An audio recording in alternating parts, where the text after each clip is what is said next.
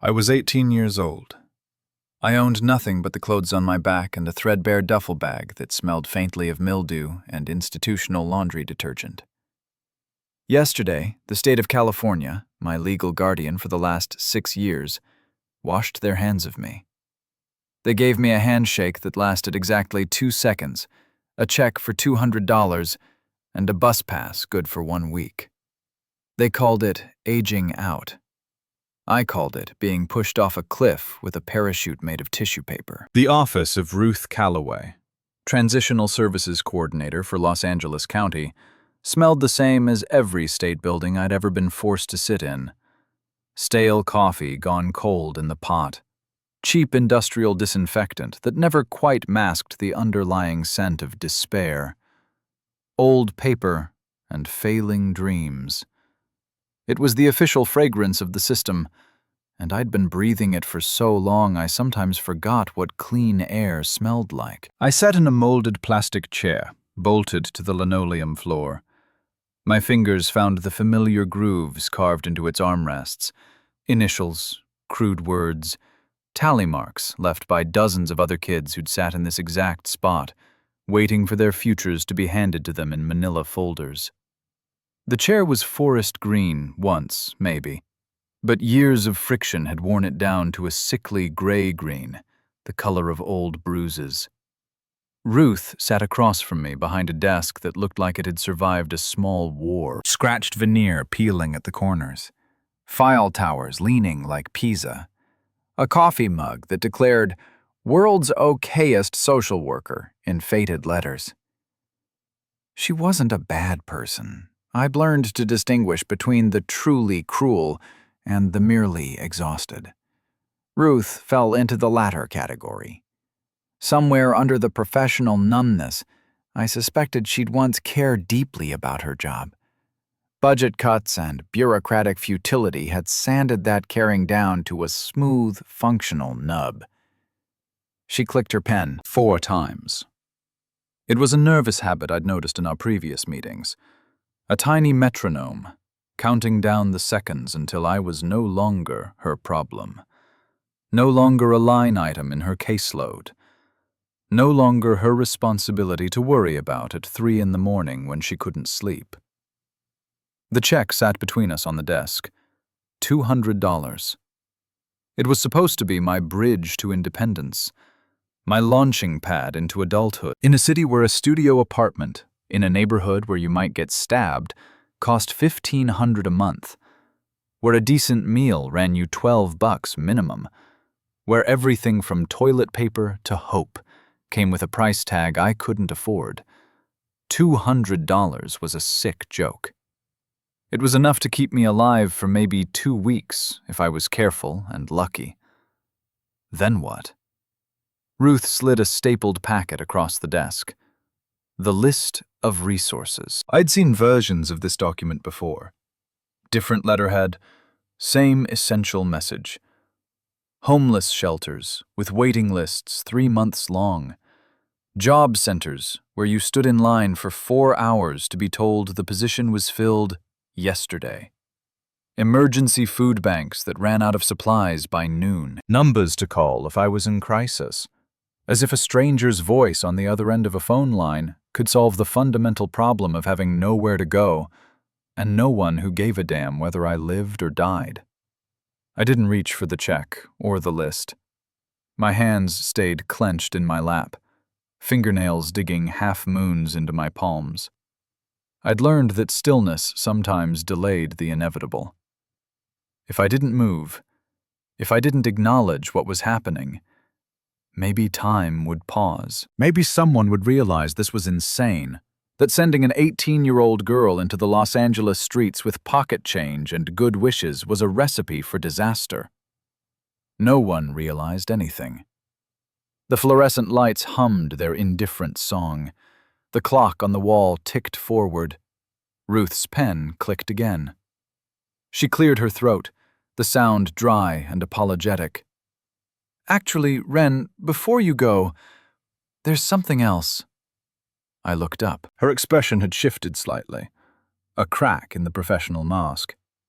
Confusion, maybe. or curiosity? A piece of mail came for you, forwarded from your last group home. It's from a law office. My stomach clenched. Law offices meant nothing good in my experience.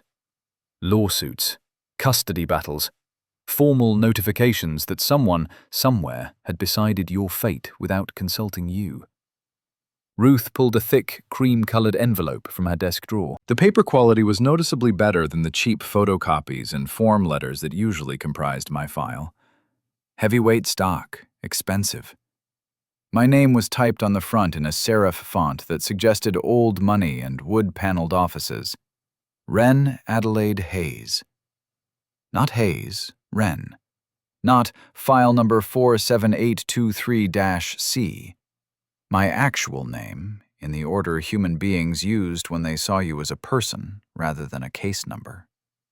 It pertains to your grandfather, Elias Hayes.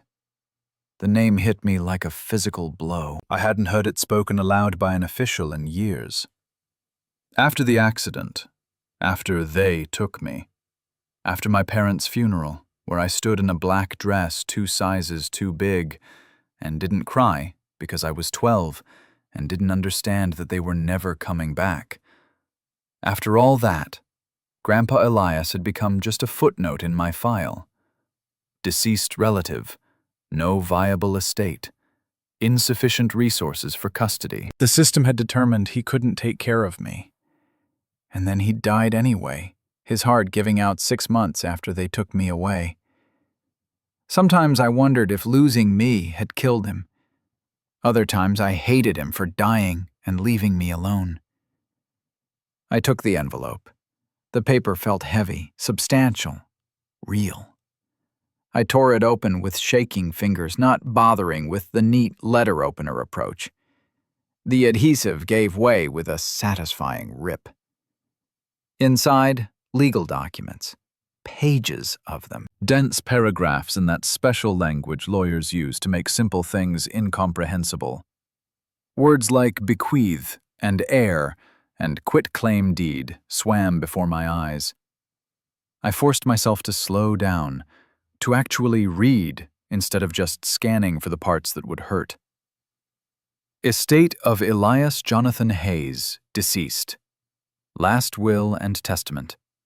Transfer of property to sole surviving heir, Wren Adelaide Hayes. My heart hammered against my ribs. Property. Grandpa Elias had left me property. I flipped through the pages, searching for the relevant section. Found it on page 3. Legal description: 5 acres, unincorporated land, Plumas County, California. Parcel number 417-092-18. And on said parcel, 1 structure. Quonset hut, model 20 by 40, as is condition. A Quonset hut. The memory surfaced slowly, fighting its way through 6 years of institutional living that had tried to erase everything before. A half-cylinder of corrugated metal, like an airplane hangar for very small airplanes. Grandpa Elias had bought it surplus from the military years ago, hauled it up into the mountains on a flatbed truck, assembled it on the concrete slab in the middle of nowhere. He'd called it his workshop for a rainy day, though I don't remember him ever working on much out there. We'd spent 1 weekend at the property when I was maybe 10 or 11. Me and Grandpa, sleeping bags on the concrete floor, eating canned beans heated on a camp stove. He'd told me it was a place you could go to forget the world, or remember what mattered, depending on what you needed. I'd thought it was boring then, just trees and silence and a rusty metal shed that got cold at night. Now, staring at the legal description, I felt something shift in my chest. Land. 5 acres of land with my name on it. A structure, shabby and remote, but shelter. Mine. Then I saw the next section. Outstanding debts and liens. My hope shriveled. The property had back taxes owed. Years of them. Accumulating interest and penalties like a metastasizing disease. The county had filed a lien. The total came to $3,247.83. I looked at the $200 check on Ruth's desk. The distance between the two numbers was a canyon I couldn't cross. An impossible gap. This is useless. The words came out flat, defeated. I can't pay $3,000. I can't even pay $300. Ruth was reading over my shoulder. Her pen had stopped clicking. She pulled the documents closer, flipped to a page I'd missed, scanned the fine print with the speed of someone who'd spent decades reading bureaucratic language. Wait, there's something here. A county program. She tapped a paragraph buried in the middle of page 5. Rural Homesteading Initiative, established 2019, designed to transfer distressed properties back into productive use. If the heir met certain criteria, low income, commitment to occupy the property as primary residence for minimum 5 years, most of the tax debt could be forgiven. The heir would only be responsible for processing fees and the current year's base tax.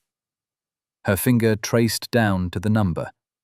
$742.07. Still impossible.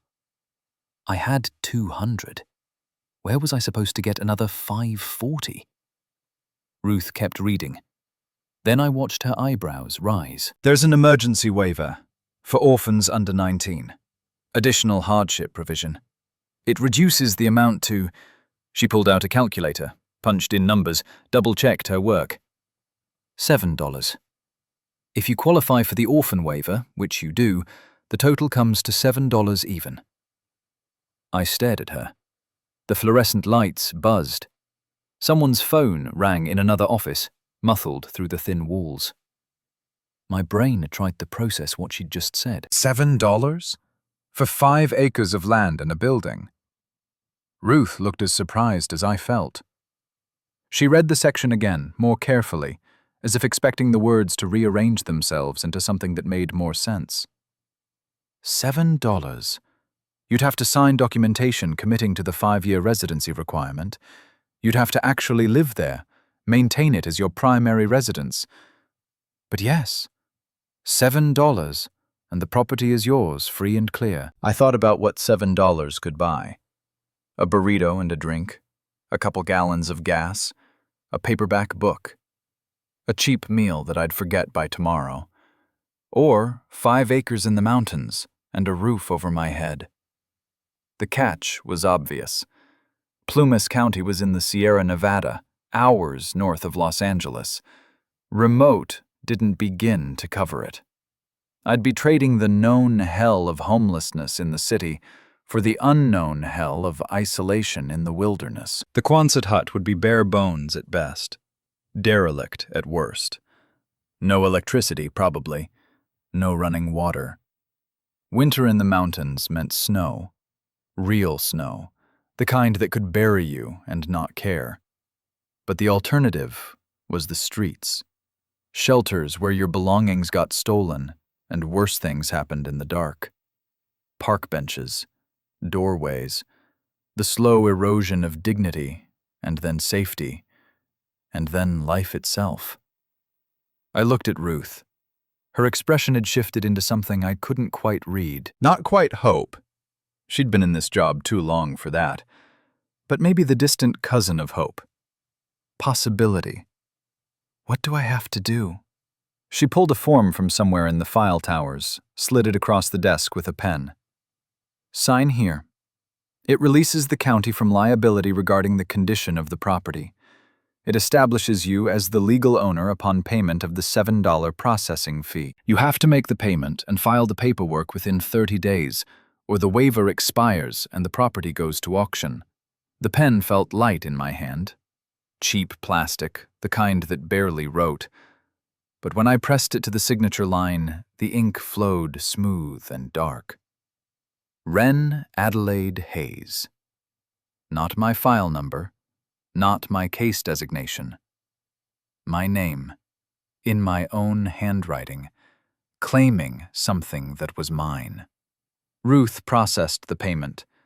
7 $1 bills from the $200 check. She filled out the receipt in triplicate, stamped each copy with a force that suggested satisfaction, filed 2, and handed me 1. "You're a property owner. Congratulations." The word felt surreal. Owner. I owned something. Not borrowed, not assigned, not temporary. Mine. I folded the receipt and the deed paperwork, slid them carefully into my duffel bag. The remaining $193 went into my pocket, a thin wad that felt both substantial and pathetically inadequate. Ruth stood, extending her hand for a final shake.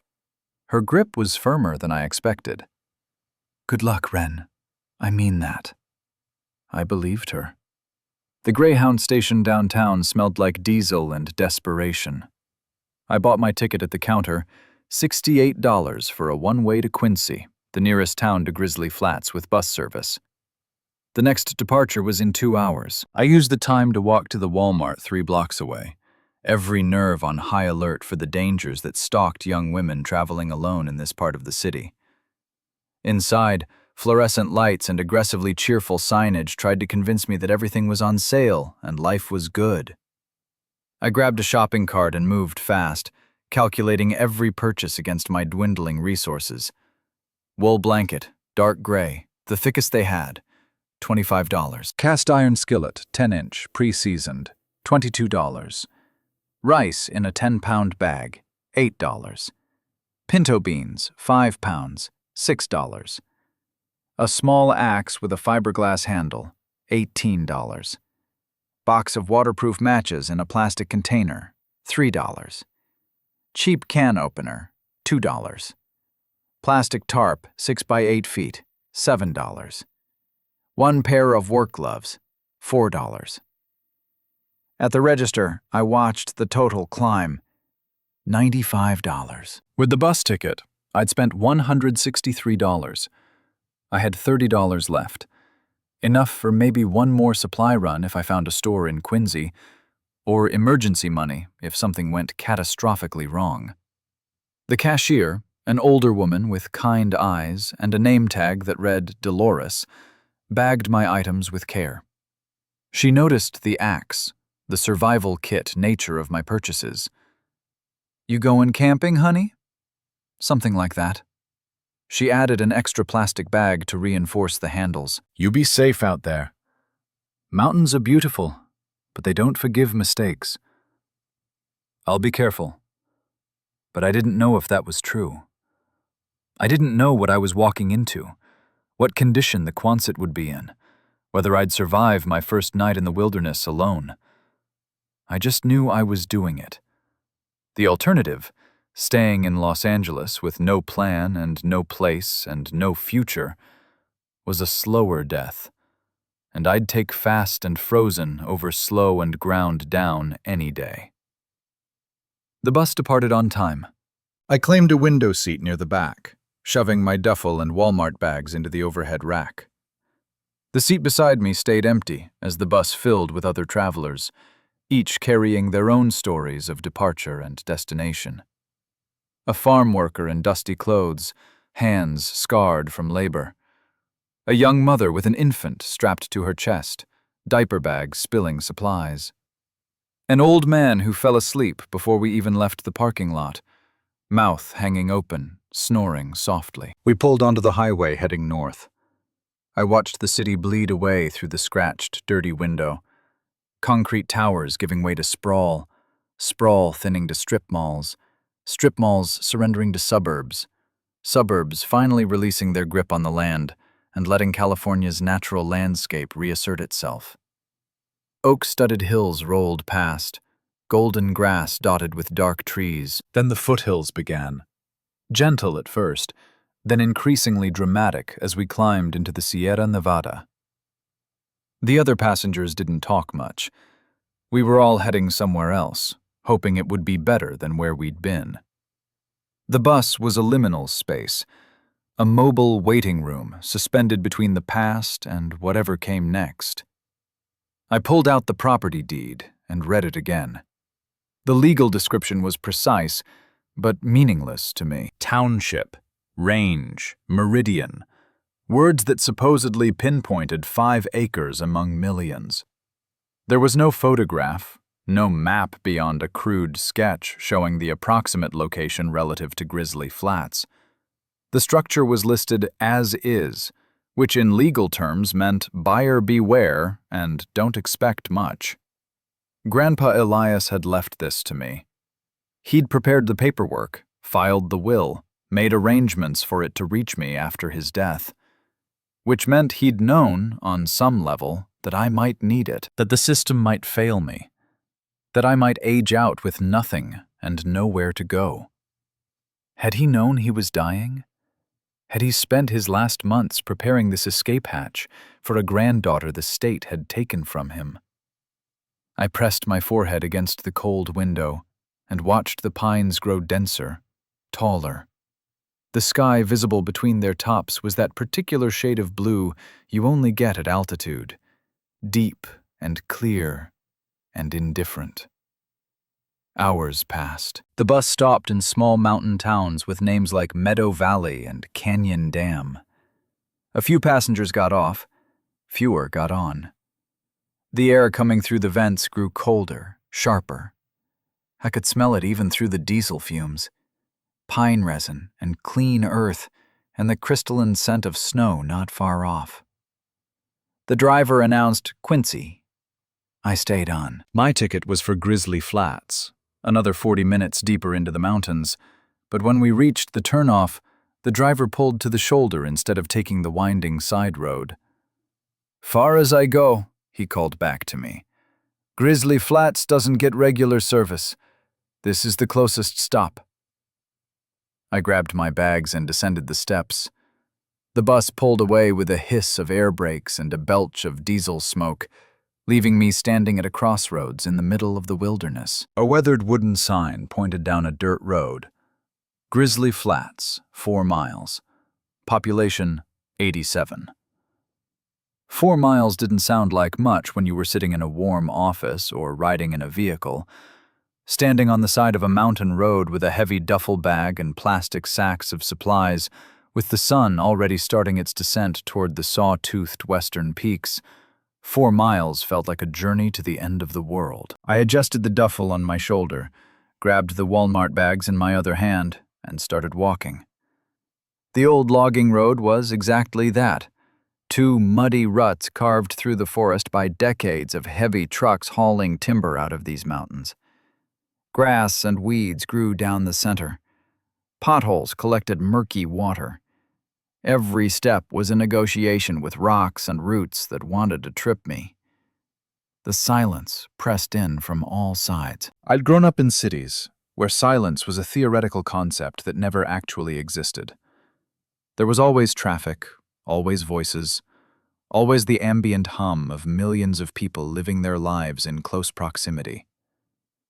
Out here, the silence was a physical presence. It had weight and texture. I could hear the crunch of my boots on gravel, the rustle of my jacket when I shifted the duffel, the sound of my own breathing.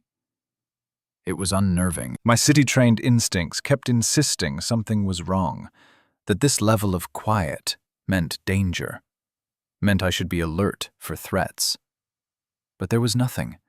Just trees and silence and the occasional call of a bird I couldn't identify. The afternoon light slanted through the pines at sharp angles, illuminating the dust motes and pollen that drifted on the cold air. The temperature was dropping. I could feel it in the way my breath started to fog, the way my fingers went numb where they gripped the plastic bag handles. 20 minutes in, my shoulder screamed where the duffel strap dug into muscle. 30 minutes, and my arms felt like they'd been stretched on a rack. 45 minutes, and I had to stop, set everything down, shake out my hands until the blood flow returned with painful prickling. I could still turn back, hitch a ride to Quincy, use my last $30 for a motel room, figure out a new plan. Going forward meant committing to this insanity, trying to survive in a metal shed in the mountains with winter coming and no experience and no backup plan. But the image of Ruth's office lingered. That plastic chair bolted to the floor, the smell of institutional hopelessness, the list of resources that was really just a list of ways to fail more slowly. I picked up the bags and kept walking. The road climbed gradually, winding between massive pines that blocked out increasing amounts of sky. My legs burned, my back ached. The duffel strap had probably left a permanent groove in my shoulder, but I kept moving, because stopping would mean acknowledging how much further I had to go, how impossible this all was. After what felt like hours but was probably only 90 minutes, the trees opened up slightly. Through a gap in the dense forest, I saw it. Metal. The curve of corrugated metal catching the late afternoon light, glinting dully between the dark trunks. The Quonset hut. My Quonset hut. I stopped in the center of the road, staring. Memory and present reality tried to reconcile and couldn't quite manage it.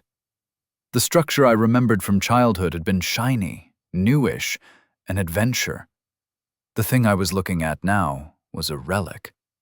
Rust bloomed in angry orange patches along every seam and rivet. The metal had faded from whatever color it once was to a mottled gray-brown that blended with the forest. Young pines pressed close on all sides, their roots cracking the concrete pad, their branches reaching toward the curved roof as if trying to pull the whole structure down into the earth. It was smaller than I remembered, 20 feet wide, 40 feet long, barely bigger than a studio apartment, and studio apartments were tiny. The half-cylinder shape gave it a strange, almost organic look, like a massive pill bug curled up in the clearing. Or maybe a tomb. Yeah, it looked like a tomb. My heart sank. This was what I'd traded my future for. This was the escape hatch Grandpa Elias had prepared. A decaying metal shell in the middle of nowhere, slowly being reclaimed by a forest that couldn't care less about human plans or hopes. I forced my feet to move, walked around the structure, surveying the damage. The concrete pad was cracked in multiple places, grass and moss growing through the fissures. The big double doors at one end were secured with a heavy padlock, green with verdigris, probably original to whenever Grandpa had first locked up. The plexiglass windows set high in the curved walls were so filthy I couldn't see through them. Dead needles covered everything, years of accumulation forming a brown carpet that muffled my footsteps. The clearing itself was maybe half an acre, carved out of dense forest. Beyond the edge, where the trees started again, I could hear water running. The creek mentioned in the property description. At least I wouldn't die of thirst. I pulled the iron key from my pocket. It had been in the envelope with the deed, heavy and old-fashioned, the kind that belonged to medieval dungeons in movies. I fitted it into the padlock and tried to turn it. Nothing. The mechanism was frozen solid, rust and time binding it into a useless lump of metal. I tried again, jiggling and twisting. The key moved fractionally, grinding. I put both hands on it, threw my weight into the turn. Something inside the lock groaned, metal scraping metal. Then suddenly it gave way, rotating with a screech that echoed through the trees and probably terrified every animal within a mile radius. The lock popped open. I pulled it free from the hasp, set it aside. The double doors were hinged on the outside, opening outward. I grabbed the handles and pulled. They didn't budge. Years of settling and weather had welded them shut. I braced my foot against the concrete and heaved. The right door scraped open 3 inches, concrete grinding against the bottom edge. I grabbed higher, pulled harder, muscles straining. 6 inches. A foot. Enough to slip through if I turned sideways. The gap exhaled stale air into my face, cold and dank and thick with the smell of years. Dust and mildew and something industrial, maybe old motor oil or rust. The smell of abandonment. I squeezed through the opening into the dark interior. The temperature dropped immediately. Not just cool, grave cold. The kind of cold that seeps into your bones and makes you wonder if you'll ever be warm again. What little light penetrated the filthy windows revealed a space that was utterly, absolutely empty. Bare concrete floor, cracked and stained with ancient oil spots and water damage. Corrugated metal walls curving up to meet overhead, every surface slick with condensation. The hollow echo of my footsteps. Nothing else. No furniture, no equipment, no supplies. Just a void 20 feet wide and 40 feet long. A metal cave that amplified the wind outside and seemed designed specifically to drain all warmth from anything foolish enough to enter. I stood in the center and felt despair crash over me in a wave so powerful my knees almost buckled. This was it. This was what I'd chosen. I'd paid $7 to own a freezer box in the wilderness. I'd traded the devil I knew for a devil that would kill me faster. My duffel bag hit the floor with a thud that echoed. I wanted to cry. I wanted to scream. I wanted to walk out those doors and keep walking until I found someone, anyone, who could tell me this was all a mistake, that there was a better option I'd somehow missed. But there wasn't. There was only this. This concrete and cold and corrugated metal. This was my home now. This was my future. I turned toward the doors, ready to leave them open and let the forest take it all back, when my eyes adjusted enough to pick out a shape in the deepest shadow of the far corner. A box. No, a crate. Large, wooden, military style, with rope handles and metal reinforcement strips. I walked toward it slowly, afraid it might be a hallucination, might vanish if I moved too fast. But it stayed solid. Real. As I got closer, I could make out stenciled letters on the side, faded white paint on dark wood. Hayes, property of Elias. My grandfather's name. I knelt beside the crate. The lid was held down by simple metal latches, not locked, not sealed, just waiting. I flipped the latches open. They moved smoothly, recently oiled. Someone, Grandpa Elias, had maintained this crate even as the Quonset fell into decay. I lifted the lid. It rose easily, revealing contents packed carefully in old straw. Tools. A full set of them, wrapped in oiled cloth to protect against rust. Hammer with a worn wooden handle. Handsaw with teeth still sharp. Chisels in graduated sizes. A level. A carpenter's square. All well used but perfectly maintained, the marks of a craftsman who took care of his equipment. Beneath the tools, thick wool blankets, military surplus, the kind that could keep you warm in Arctic conditions. They smelled faintly of mothballs, but were clean and whole. A small cast-iron camp stove, the portable kind with collapsible legs. A metal canteen, a box of waterproof matches in a watertight container. And underneath everything, wrapped in a piece of oilcloth, a book. I lifted it out carefully, thick, leather-bound, the kind of journal you bought to last a lifetime. The leather was soft with age and handling. I opened the cover. The handwriting inside was instantly familiar. Grandpa Elias's spidery script, slightly shaky but perfectly legible. Entries dated across years. The first one was from 2018, a few months before he died. October 12th, 2018. Brought Wren out here today. She's 10 years old and has a fierce spirit, the kind that doesn't bend easy. But I see what the city is doing to her already, even at 10. Putting cages around a spirit like hers, teaching her to be small and quiet and grateful for scraps. This place, This is an escape hatch. If something happens to me, if the system gets its claws in her, she'll need this. Not money. Money disappears. Not things. Things break. But knowledge. The knowledge that she can build warmth in the coldest places. That she can survive. That she's stronger than any circumstance they throw at her. My throat closed. I read the words again, tears blurring my vision. He'd known. 8 years ago, when I was still a child, he'd seen the future and tried to prepare for it. I flipped through more pages, notes on edible plants, instructions for setting snares, weather patterns specific to this elevation, how to dig a well, how to read the forest for signs of animal movement, danger, water. And then, tucked into the front of the journal, a folded piece of paper.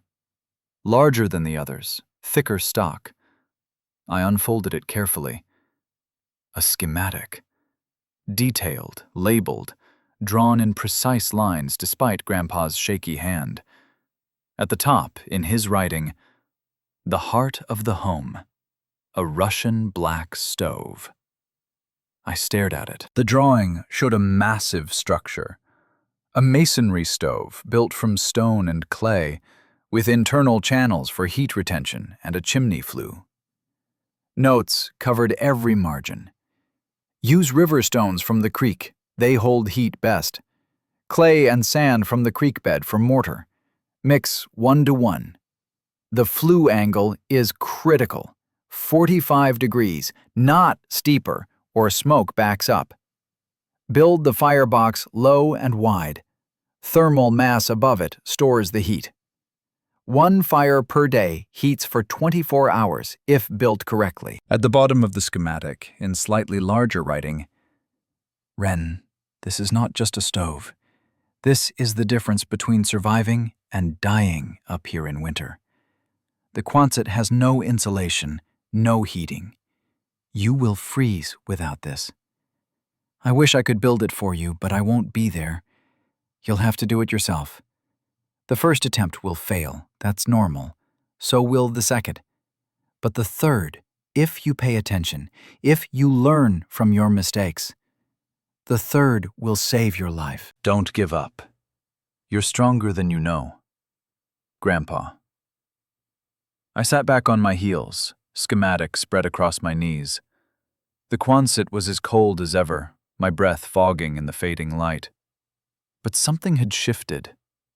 This wasn't just an empty metal shell, it was a puzzle, and Grandpa Elias had left me the pieces and instructions. I looked back in the crate. Beneath where the journal had been, I found something else. A smaller wooden box, hinged, with a simple brass clasp. I opened it. Inside, a recipe book. Handwritten, in different script than Grandpa's, flowing, elegant. My grandmother Maeve's handwriting. I'd never known her. She'd died when my dad was young, but her writing was beautiful. Each recipe titled in careful calligraphy. Maeve's wedding soup, Sunday roast, blackberry cobbler. Pages and pages of food, of nourishment, of care, translated into ingredients and technique.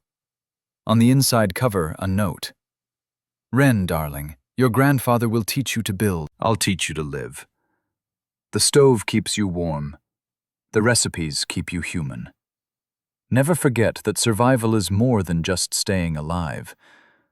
It's about staying yourself. With all my love across the years, Grandma Maeve." I ran my fingers over the pressed flour tucked into the first page. Dried, fragile, yellowed with age. Probably from their wedding day, decades ago. Preserved in this book, waiting for me. And then I noticed the binding felt strangely thick. I examined it more closely. The fabric covering the spine had been carefully opened and re-sewn. Inside, stitched into a hidden pocket, seed packets. 4 of them, labeled in Maeve's script. Tomatoes, for sauce and summer. Beans, for protein. Squash, for winter storage. herbs for flavor and medicine. A note tucked with them: plant these when spring comes. Every seed is a promise that winter ends. I sat on the cold concrete, surrounded by my grandparents' gifts: tools for building, knowledge for surviving. Seeds for a future they'd never see, but had worked to make possible. They'd known I would need this. They prepared for a day when I would be 18 and alone and desperate. They'd left me not an inheritance of money, they'd had none to give, but an inheritance of capability, of resilience, of hope disguised as practical objects and handwritten instructions. Outside, the light was failing fast. The temperature was dropping. Through the open doors, I could see the first snowflakes beginning to fall. Not many, not heavy, just a warning. A reminder that winter was coming, and I had maybe 3 weeks before this mountain became truly deadly. 3 weeks to build a Russian black stove I'd never heard of, using techniques I'd never practiced, with materials I'd have to gather myself. 3 weeks to save my own life. I stood up, journal in one hand, schematic in the other. The Quonset was still freezing. The walls still wept condensation.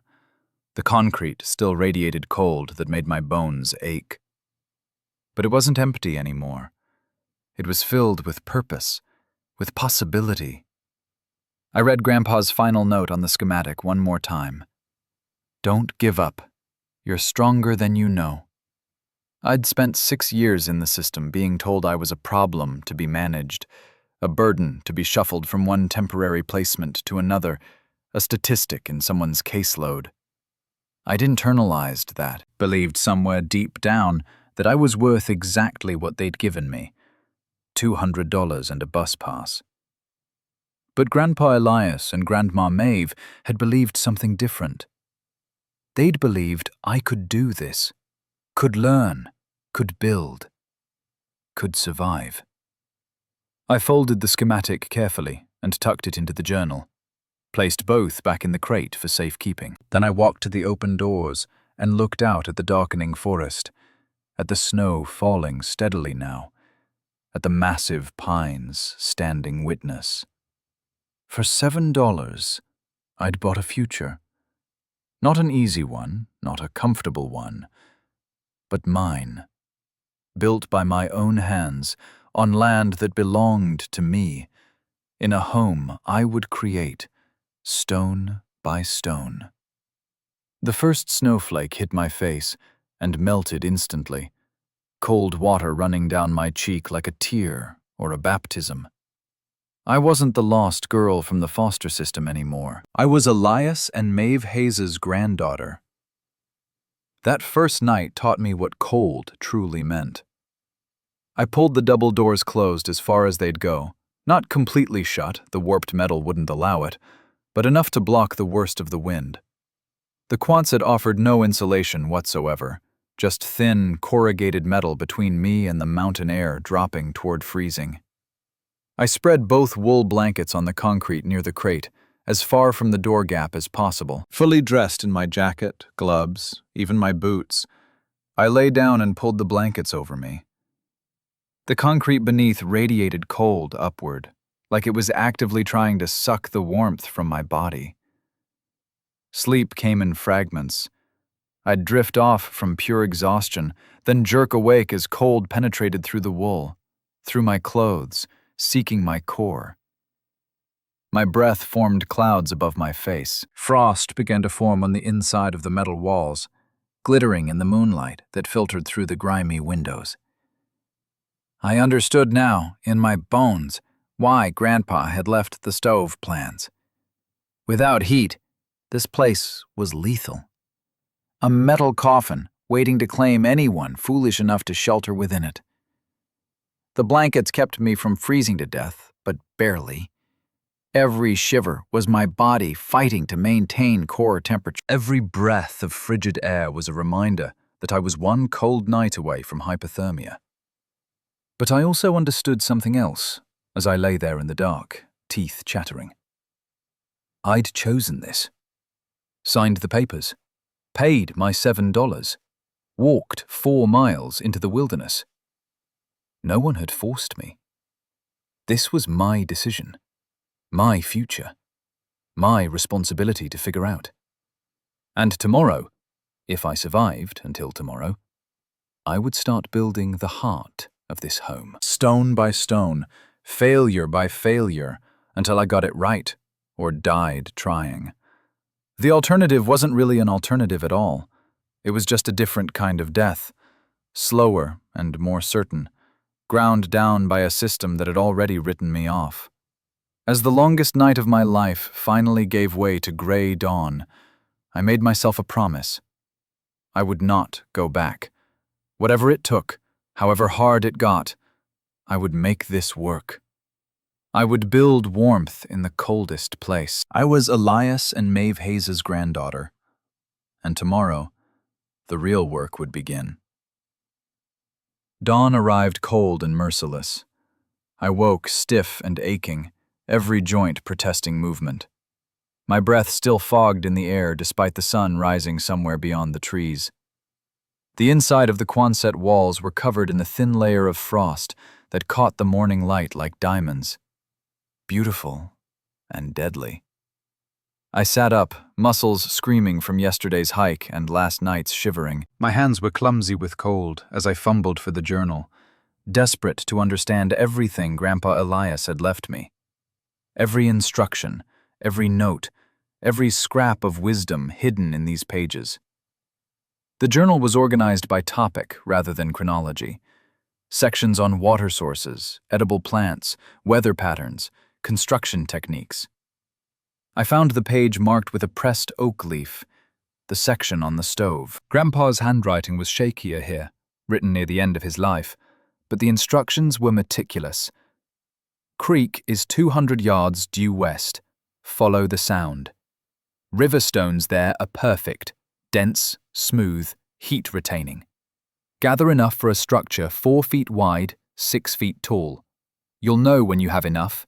Your back will tell you. I pulled on my jacket, grabbed the empty duffel bag, and pushed through the doors into a world transformed overnight. The light snowfall had stopped, leaving maybe an inch of powder that crunched under my boots. The forest was absolutely silent. That profound mountain quiet that made me hyper-aware of every sound I made. My footsteps, my breathing, the creak of my jacket as I moved. The sound of running water reached me before I saw the creek, a constant low murmur beneath the silence. I pushed through young pines and emerged at the bank of a stream maybe 10 feet across, running fast and clear over a bed of stones.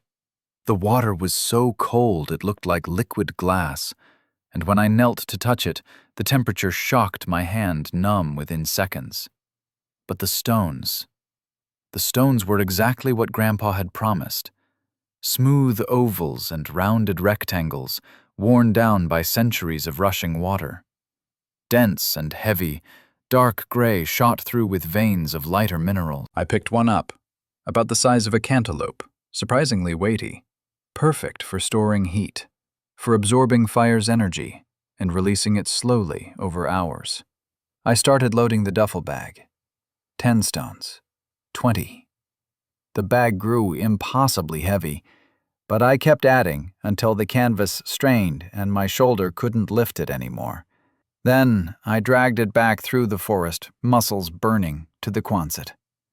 Dumped the stones on the concrete with a satisfying clatter. Returned to the creek. Repeated. By midday, my back was screaming. Blisters had formed on my palms where the duffel handles dug in, burst, and reformed. My legs shook with exhaustion. But the pile of stones on the Quonset floor grew steadily, a cairn of future warmth, a promise I was making to myself that I would not freeze to death in this place. Every stone felt like an act of defiance against the cold, against the system that had discarded me, against the voice in my head that whispered I wasn't strong enough for this. By the 3rd day, I had enough stones. The pile rose nearly to my waist, hundreds of pounds of river-worn granite and basalt. My hands were raw meat, barely covered by skin. My shoulders had permanent grooves from the duffel strap. I'd lost weight I couldn't afford to lose, burning calories faster than my meager rice and bean rations could replace them. But I had the stones. Phase 1 complete. The journal's next section covered mortar. I needed clay from the creek bank, the thick, sticky stuff that collected in eddies where the water slowed. Sand from the shallows. Mix them equal parts. Add water gradually until the consistency held its shape when squeezed. I found the clay deposits exactly where Grandpa described them. Dug into the bank with my hands, since I hadn't thought to bring a trowel. The clay was dense and cold, gray-brown, with occasional pockets of rust orange where iron deposits ran through it. I scooped it into my skillet, carried load after load back to the Quonset, until I had a pile that matched my stone pile in volume. Sand proved easier. The creek had deposited fine granite sand in a wide bar downstream. I filled plastic bags, hauled them back, dumped them next to the clay. Mixing happened on the concrete floor. I poured clay and sand together, added water from the creek in the canteen, worked it with my hands. The first batch was too dry, crumbled apart when I tried to form it. Second batch, too wet, slid off the stones like mud. Third batch felt right, holding its shape but remaining pliable, sticky enough to bind but firm enough to support weight. Day 4, I started building. The schematic called for a wide foundation, stones laid flat to distribute weight across the maximum area. I spread mortar on the concrete, pressed the first stone into it, then another beside it, mortar in the gaps, another stone.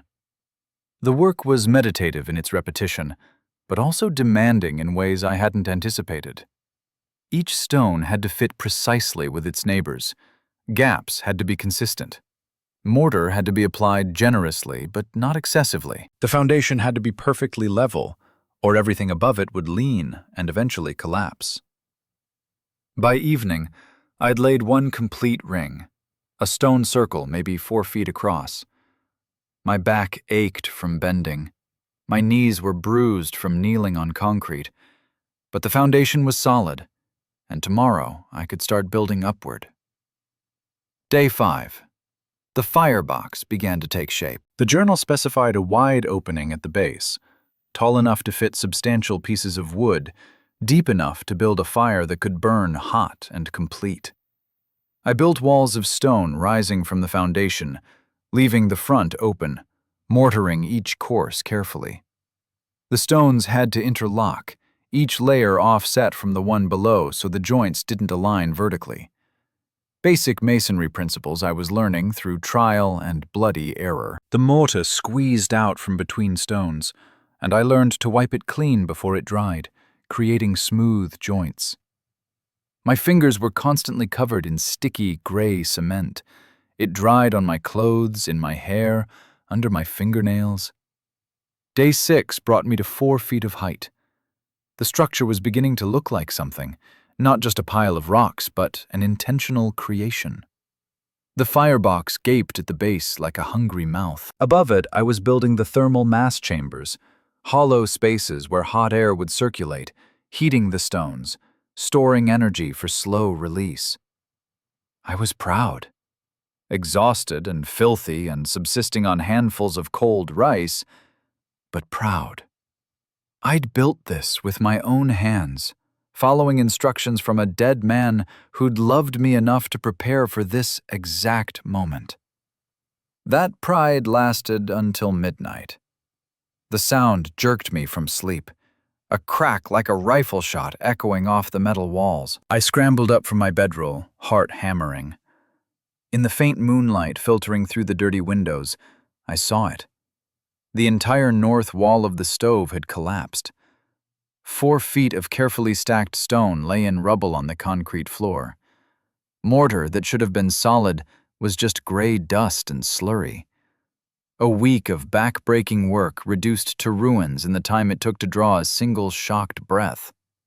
I knelt in the wreckage, picked up a stone, mortar clinging to it in wet clumps that smeared at my touch. Too wet, I'd mixed the mortar too wet, and as it dried, it had contracted, lost adhesion, allowed the weight above to shift and slide until structural integrity failed catastrophically.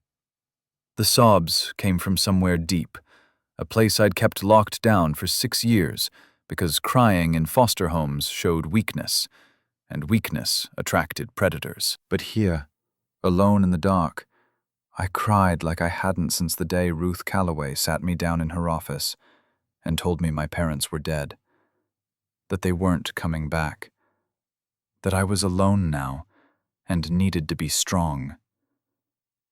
Ugly, gasping sobs that shook my whole body, tears and snot, and the kind of despair that felt like drowning. I was 18 years old, alone on a frozen mountain, and I'd just failed my first real test. The temperature gauge I'd hung on the wall read 28 degrees inside the Quonset. The stones I'd been counting on for warmth were scattered and useless. I pulled the wool blanket around me and whispered into the dark, "I can't do this, Grandpa. I'm not strong enough." The only answer was the wind in the pines outside, indifferent and eternal.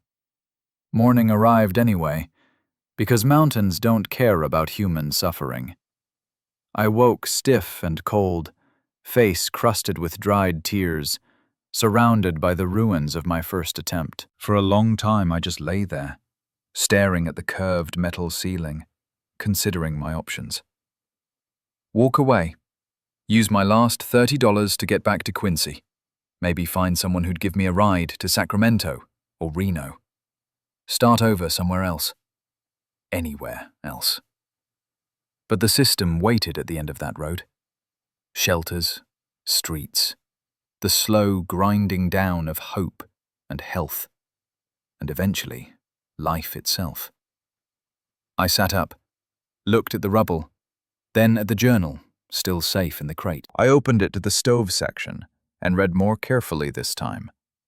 Found a paragraph I'd skipped in my eagerness to start building.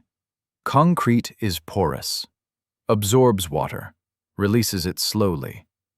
In winter, that water freezes and expands, shifting the foundation. You must create a moisture barrier between concrete and the first course of stones. Roofing felt works best, plastic tarp in a pinch. Without this, your first attempt will fail, exactly as mine did. Don't skip steps just because they seem minor. Every detail matters when the stakes are survival. Moisture barrier. I'd skipped it entirely, too eager to start stacking stones, and Grandpa had predicted this exact failure, had experienced it himself, had left me the solution. I had the plastic tarp I'd bought at Walmart, 6 by 8 feet, enough to cover the foundation area with overlap. Not ideal, but better than bare concrete. I spent day 8 clearing rubble, stone by stone, scraping off failed mortar, stacking the cleaned stones in a new pile. My hands were beyond blistered now, raw, bleeding, wrapped in strips torn from my spare shirt because I hadn't thought to buy bandages.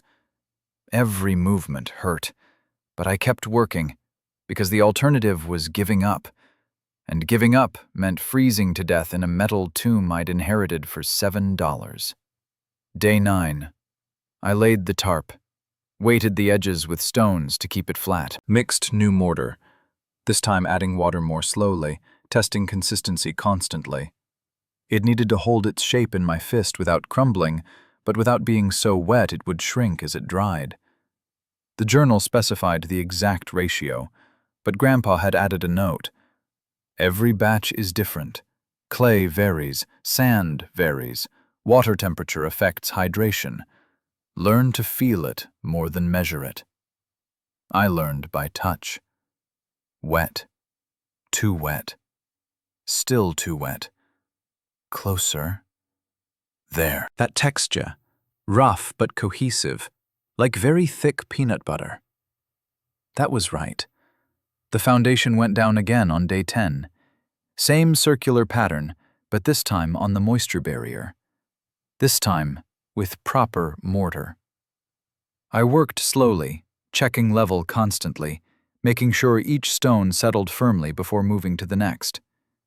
Days 11 and 12 brought the firebox walls back to 4 feet, then 5. The structure rose from the floor like something organic, like I was excavating it from stone rather than building it from nothing. My body had adapted to the work.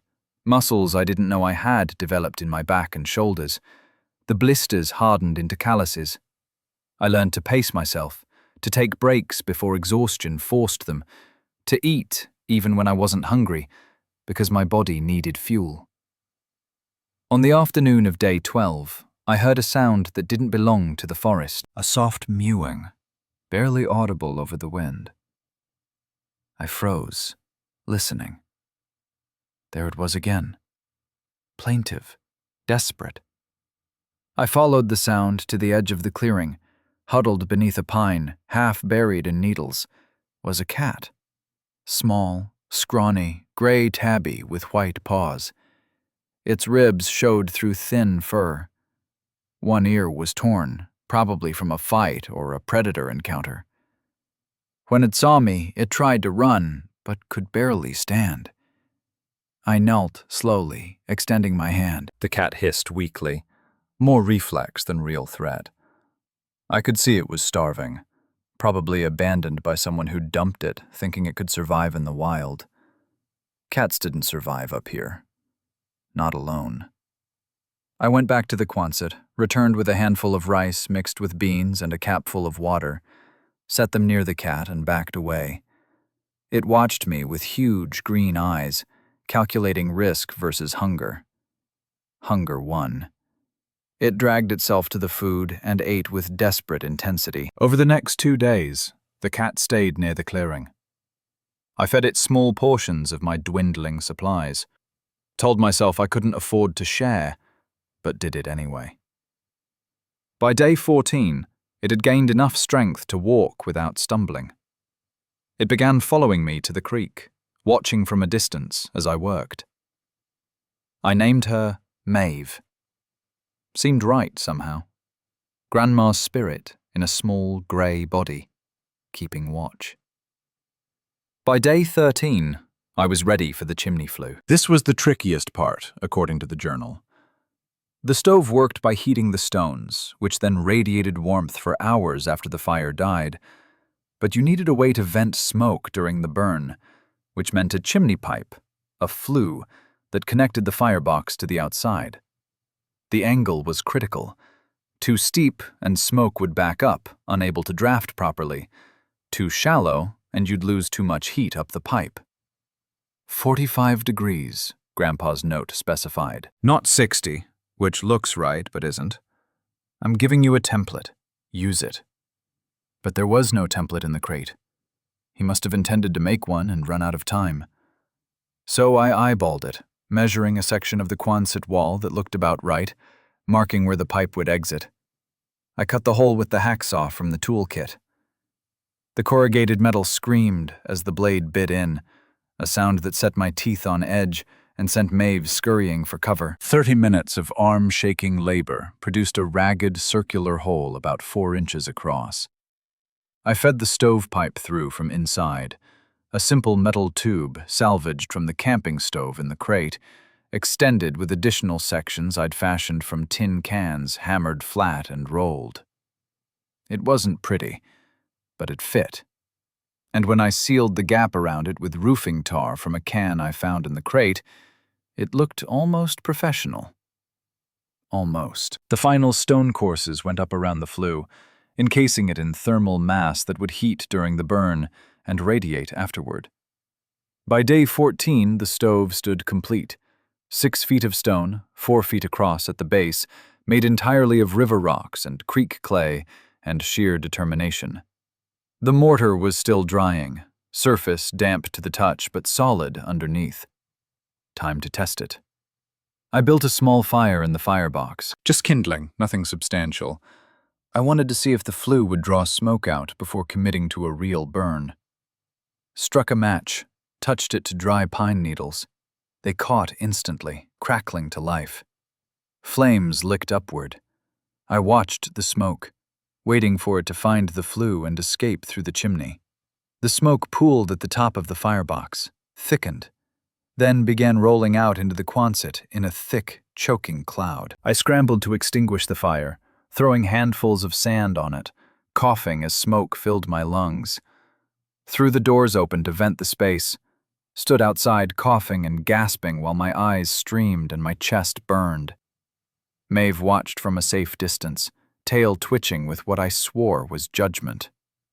When the smoke finally cleared, I went back inside to diagnose the failure. The flue pipe looked fine from below, but when I examined where it exited the wall, I realized my mistake. I'd installed it backwards.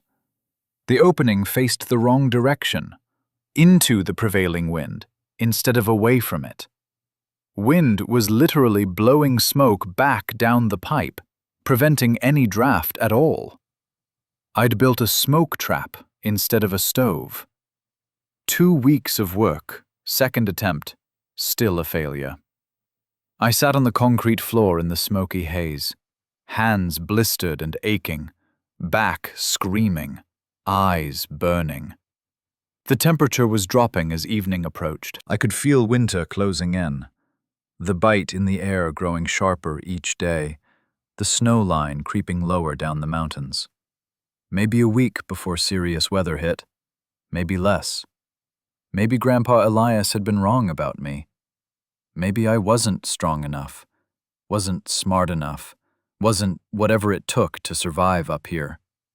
Maybe the system had been right to shuttle me through foster homes instead of letting me stay with him. Maybe I was exactly what they'd always told me I was. A problem with no solution. A statistic destined for failure. That night I lay on the concrete and stared at the curved ceiling, listening to wind rattle the metal walls. Maeve curled against my side, her small, warm body the only comfort in the cold darkness. I thought about stopping, just walking away, hitching back to LA, where at least I'd die warm in a shelter instead of frozen in a metal tomb of my own failed construction. Sleep came eventually, but it was thin and troubled, full of dreams where I was 12 again and Ruth Calloway was telling me my parents were gone, and I was running through endless hallways trying to find them, but every door opened onto emptiness. The sound of humming woke me, a man's voice, low and tuneless, somewhere outside the Quonset. For a disoriented moment, I thought I was dreaming. Then the humming stopped, and footsteps crunched on frost-stiff ground, approaching the open doors. I sat up fast, heart hammering, reached for the axe I kept near my bedroll. A shape appeared in the doorway, backlit by morning sun, tall, broad-shouldered. "Easy there, I'm friendly." The voice was rough but not threatening, aged by decades of mountain weather. "Your grandfather was my best friend. Been watching your smoke. Or lack thereof." The shape moved into the Quonset and resolved into a man maybe 68 or 70, wearing work boots and a Carhartt jacket stained with what looked like mortar and paint. His face was weathered like old leather, eyes sharp and assessing behind wire-rimmed glasses.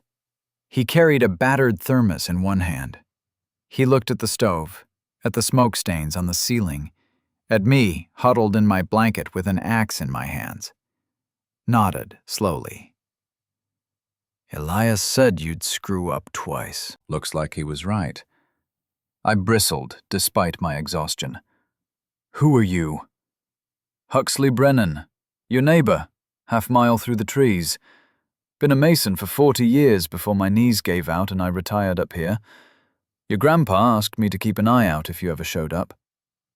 He walked around the stove, examining it with professional attention, ran his hand over the stones, tested mortar joints with his thumbnail, peered up into the flue opening. Maeve emerged from hiding to investigate, sniffing his boots with cautious interest. "Foundation's good this time. Mortar ratio's better. But your flue, you've got it backwards, and the angle's wrong. 60 degrees when it should be 45. Smoke can't draft right with that geometry. I know it's wrong." My voice came out sharper than I intended. "I don't need you to tell me I failed. I can see that fine on my own. Huxley poured coffee from his thermos into the cap, offered it to me. I took it, too cold and too tired to refuse. The coffee was strong and black, and still hot enough to burn my tongue. It was the best thing I'd tasted in 2 weeks. Failing's part of learning. Your grandpa knew that. He failed his first 2 attempts too, when he was teaching himself masonry. That's why he left me instructions. What instructions? If you showed up and tried to build this, I was to let you fail, let you learn. But if you are about to give up, and you've got that look, so don't try to deny it, I was to give you one push. Not do it for you, just point you in the right direction and give you the tools to understand the principles. He pulled a roll of black material from his jacket pocket. Asphalt roofing felt, commercial grade. Foundation needs this between the concrete and the first stones.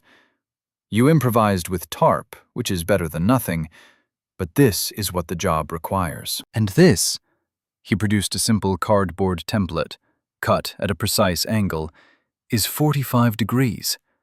Use it to check your flue angle. He set both items on the floor next to me. Mortar's simple, equal parts clay and sand, like you figured out, but add the water slow, slower than you think.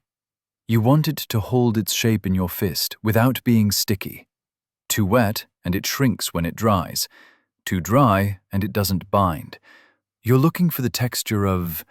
He paused, searching for the metaphor. Thus, peanut butter, not crunchy, smooth. I stared at the materials he'd brought, then at him. Why are you helping me? Huxley took his thermos cap back, poured himself coffee, drank it while looking at the stove. Maeve rubbed against his leg, purring. Elias was dying. Heart condition. Doctors gave him maybe 6 months, and that was 8 years ago. He beat their timeline by being stubborn, but he knew the clock was running. Spent his last years preparing this place for you. Not just the crate and the journal. He talked to everyone he knew up here. Asked me specifically, if my granddaughter shows up, let her struggle. Let her learn. But don't let her die of ignorance. Give her what she needs to understand. Then step back and let her finish it herself. He drained his cup, screwed it back onto the thermos. I'm not doing this for you. I'm doing it for your grandfather, because he was the best friend I ever had. And he asked me for one favor before he died. I'm giving you understanding, not dependence. That's the difference. You still have to build it yourself. That's what Elias wanted. He walked to the door, paused with his back to me. Storm's coming. Biggest in 20 years, according to the weather service. You've got maybe a week. Figure out the rest. Elias believed in you. So do I. Then he was gone. Footsteps fading into the forest, leaving me alone with asphalt felt and a cardboard template, and the knowledge that even in death, Grandpa Elias was still teaching me. One push. That's all I got. The rest was on me. I spent day 15 tearing down the upper sections of the stove, everything above the firebox. Cleaned the stones again, scraping off old mortar. The asphalt felt went down properly this time. A professional moisture barrier that would prevent the exact failure I'd experienced on attempt 1. Days 16 and 17 rebuilt the foundation and firebox walls with meticulous care. I checked every stone with the level, mixed mortar in small batches, testing consistency obsessively. Talked to the journal as I worked, asking questions of a grandfather who couldn't answer, but whose words on the page were answer enough. Is this right, Grandpa? Is this the texture you meant? The journal seemed to respond through coincidence. I'd turn a page and find a note that addressed whatever problem I was struggling with. How to handle stones that didn't want to fit. What to do when mortar started setting before you finished a section. The patience required to let each course cure before adding the next. Maeve became my constant companion, supervising from various perches, occasionally batting at loose mortar or pouncing on my bootlaces. Her presence made the work less lonely. I found myself talking to her, the way I'd talked to the journal, narrating my process, explaining my reasoning. She never judged my failures, just purred and demanded ear scratches during breaks. Day 18 brought me back to the flue installation. This time I used Huxley's template, checking and rechecking the angle. 45 degrees, exactly. I dismantled my backwards pipe arrangement and rebuilt it properly. Opening facing away from prevailing winds. Angle perfect. The final stone courses went up on day 19. By evening, the stove stood complete again. Solid stone rising from proper foundation, thermal chambers winding through its core, flue pipe jutting through the Quonset wall at the precise angle to create proper draft. It was ugly, lopsided in places where my inexperience showed, mortar smeared on surfaces that should have been clean, stones that didn't quite match their neighbors' shapes. But it was solid, real, built with my own hands according to principles I'd learned through failure and correction and stubborn refusal to quit. Day 20, I allowed myself a different kind of work. Opened Maeve's recipe book to a page marked with a dried flower, Elias's favorite soup. The recipe was simple.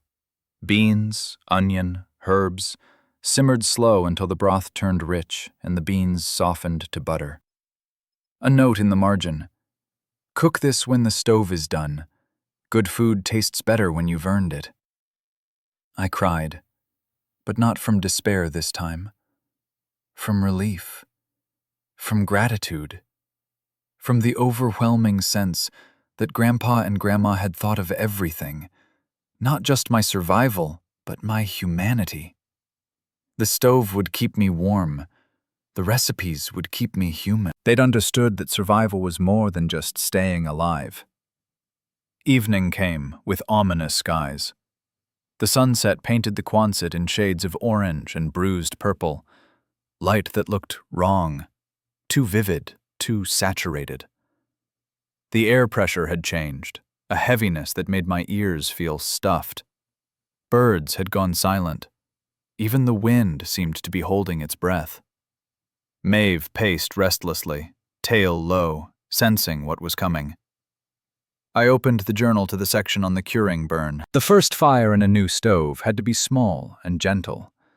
The mortar was still drying, still releasing moisture. Too much heat too fast would cause thermal shock, cracking the stones, ruining everything. You needed to bring the temperature up slowly, over hours, letting the materials adapt gradually to their new purpose. I gathered kindling from the forest, dry twigs and pine needles, small branches no thicker than my thumb, built a careful structure in the firebox, plenty of air gaps for combustion.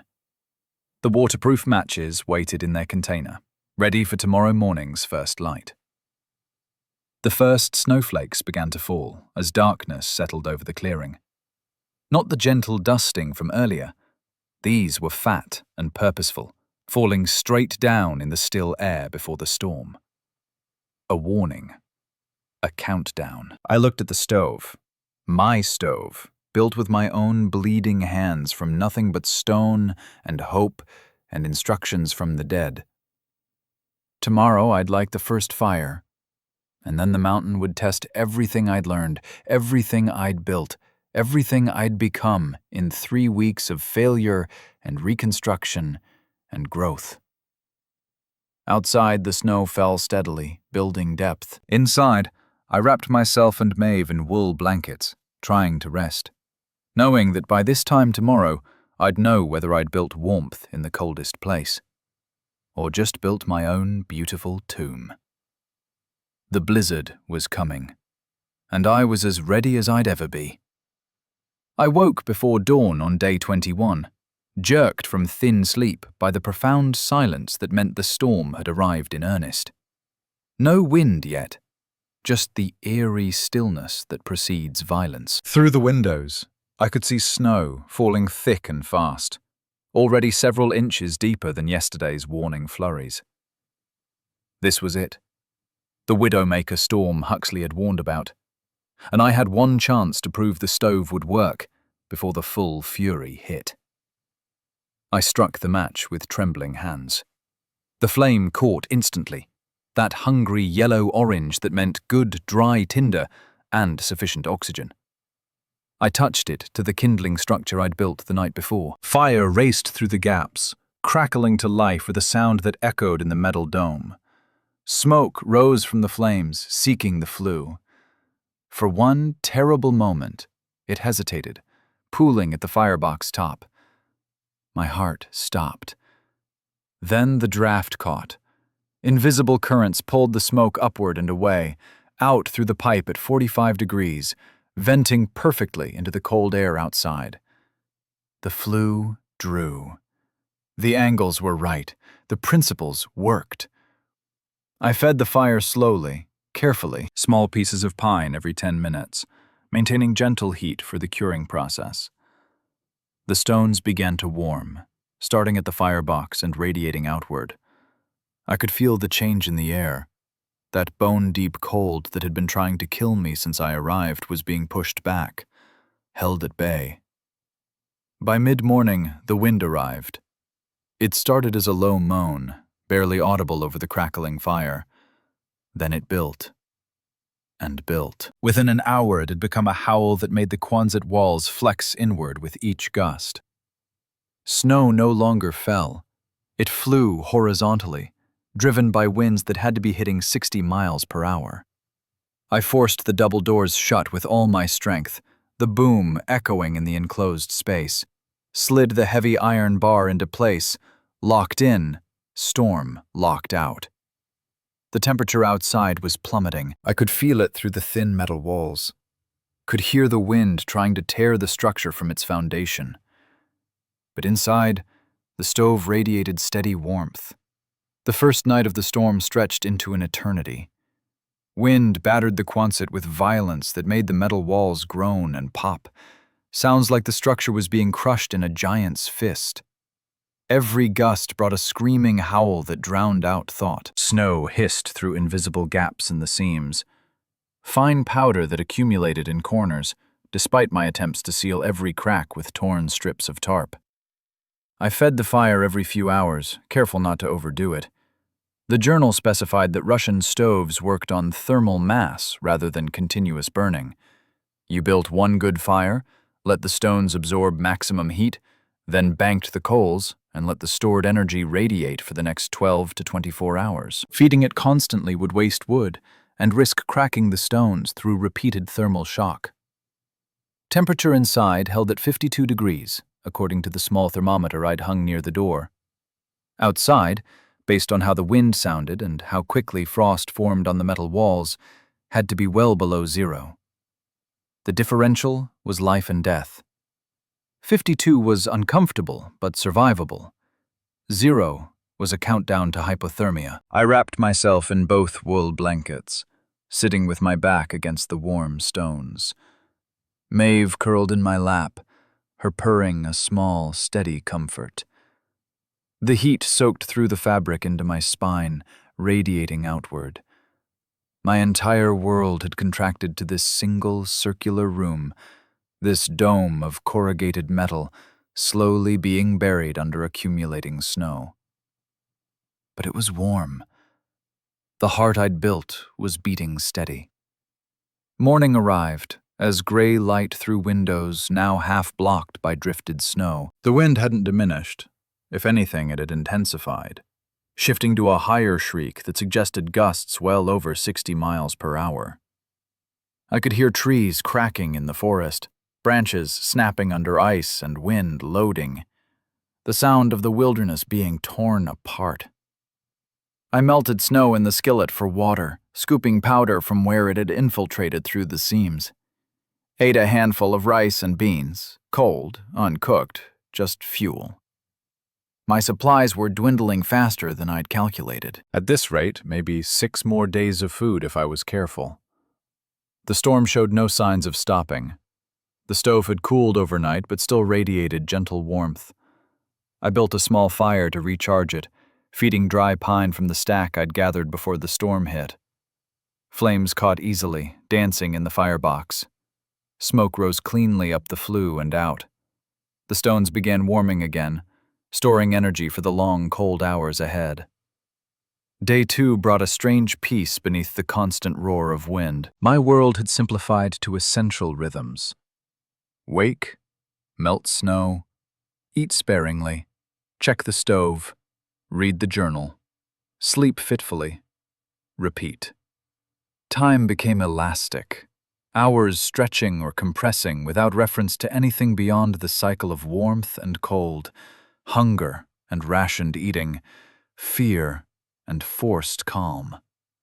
I read sections of Grandpa's journal I'd skipped in my rush to understand the stove, found entries about loneliness, about what happens when you're cut off from the world for days or weeks. His handwriting wandered across pages dated December 2015. Snowed in for 9 days. The silence between wind gusts is profound in ways city people never understand. You become aware of your own breathing, your own heartbeat. The sound of your thoughts gets loud. Some of what you hear in that silence isn't comfortable, but it's true. And truth, even uncomfortable truth, is better than the noise we use to drown it out. I understood what he meant. In the enforced solitude, memories surfaced that I'd been suppressing for years. My parents' funeral, where I stood dry-eyed because I didn't understand that dead meant forever. The first foster home, where the other kids stole my things and the parents pretended not to notice. Ruth Calloway's office, and that plastic chair, and the smell of giving up. The group home, where I learned to be invisible, because being noticed meant being targeted. But also, Grandpa teaching me to skip stones on the creek during that long-ago weekend. The weight of his hand on my shoulder, gentle and steady. His voice, "You've got a good arm, Wren. Strong. You're going to need that strength someday." Had he known even then? Had he seen the future coming and tried to prepare me for it? The wind shifted direction on day 3, coming from the northeast now instead of the west. The sound changed. Less screaming, more of a deep bass rumble that vibrated through the metal walls into my bones. Snow continued falling, visible through the highest windows as a thick white curtain that erased the forest from existence. I was running low on firewood. The stack I'd gathered before the storm had seemed adequate, but wasn't accounting for a siege this long. Maybe 3 more days' worth if I was conservative. After that, I'd have to choose between warmth and food. Burn the wooden crate that held Grandpa's tools, or freeze. The thought of destroying his carefully preserved legacy made my chest ache. But survival didn't care about sentiment. Food was becoming the more immediate crisis. I had maybe 2 more full meals left, handfuls of rice and beans that I stretched by eating half portions, going to bed hungry, waking with my stomach cramping. Melted snow provided water but no calories, no protein, nothing to fuel a body working hard just to maintain core temperature in an inadequately insulated shelter. I cooked Maeve's soup on the flat top of the stove, using the last of my beans and a quarter of the remaining rice. The recipe called for onions and herbs I didn't have, but even without them the result was better than cold rations. Heat and moisture, steam rising from the pot. The simple act of cooking something, instead of just consuming fuel. It anchored me to humanity in a way that felt desperately necessary. I shared a small portion with Maeve, who lapped it up eagerly. While the soup simmered, I examined Maeve's recipe book more closely. The binding felt oddly thick, the fabric cover almost padded. I ran my fingers along the spine and felt something shift inside. Not part of the binding structure, but something hidden within it. Careful not to damage the pages, I found where the fabric had been opened and re-sewn, with tiny, precise stitches. Worked my fingernail under the thread. The stitching gave way to reveal a pocket sewn into the binding itself. Inside, an envelope, Cream paper, yellowed with age, sealed with wax that bore the impression of a flower. My hands trembled as I broke the seal. Inside, folded paper covered in Maeve's flowing script, and beneath it, the seed packets I'd found before, but now I noticed additional writing on the envelope back. The letter read, "Dearest Wren, if you're reading this, it means you found the journal, built the stove, survived your first real trial. Your grandfather and I are so very proud of you, even though we won't be there to tell you in person. We know what the system does to children. We saw it starting to do it to you even when you were small, teaching you to be grateful for scraps, to accept less than you deserve, to believe you're a burden rather than a blessing. We fought to keep you, but the state decides these things, and the state doesn't often choose family over procedure. When we lost that fight, when they took you away, Elias's heart broke. Not metaphorically. His actual heart began to fail. The doctors said stress and grief, but I knew it was losing you. He had maybe a year left when he started preparing this place. Every stone in that stove was placed with love for you. Every word in that journal was written for you. Every tool in that crate was oiled and wrapped for you. I died before Elias did, and I'm sorry I won't see you become the woman I know you'll be. But I wanted to leave you something beyond recipes. These seeds represent a future we won't see, but worked to make possible. Plant them when spring comes. Tend them. Watch them grow. And remember that everything that dies makes room for new life. Your grief over losing us, and you will grieve, even if you didn't get to do it properly when we died. That grief will become your garden. It will feed you. It will teach you patience and care and the slow miracle of growth. You are loved, Wren. You always were.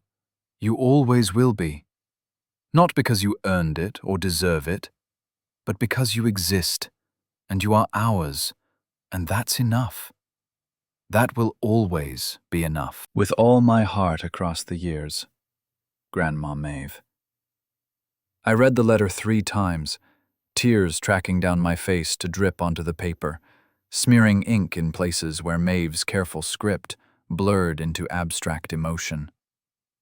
They'd known I would grieve. They'd prepared for that, too. Not just for my physical survival, but for my emotional survival, my psychological survival, the survival of the part of me that needed to know I was loved unconditionally.